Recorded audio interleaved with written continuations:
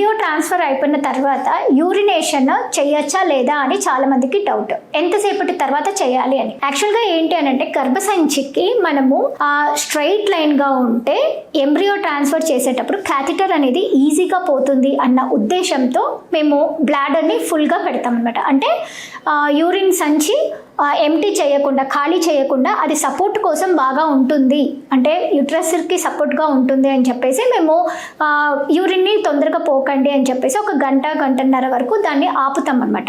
So దీనివల్ల ఏమవుతుందంటే embryo transfer ఈజీగా అయిపోతుంది. ఎంబ్రియో ట్రాన్స్ఫర్ చేసిన తర్వాత ఏమవుతుంది, ఈ గర్భసంచిలోకి మనం బేబీస్ని పెట్టిన వెంటనే లోపలికి వెళ్ళిపోతాయి అనమాట, అంటే చచ్చుకపోతాయి అనమాట. అంటే దాని లేయర్స్ లోపలికి పోయి అతుక్కుంటుంది. మనకి కనిపించేది అంటూ ఏమీ ఉండదు, బయటికి వచ్చేదంటూ ఏమీ ఉండదు, వెంటనే లోపలికి వెళ్ళిపోయి అతుక్కుంటుంది. సో ఈ ప్రాసెస్ అనేది మ్యాక్సిమం ఒక హాఫ్ అన్ అవర్లో తెలిసిపోతుంది.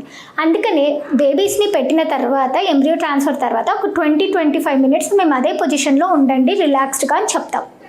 దాని తర్వాత వాళ్ళు యూరిన్కి వెళ్ళేసి నార్మల్గా రెస్ట్ తీసుకోవడం ఓకే. దానివల్ల ఏ ఇబ్బందులు ఉండవు, ఎంబ్రియోస్ అనేది బయటికి ఏమీ రావు, ప్లస్ అబార్షన్ రేట్లు ఇంక్రీజ్ అవుతాయన్న ఉద్దేశాలు కూడా ఏమీ ఉండవంట.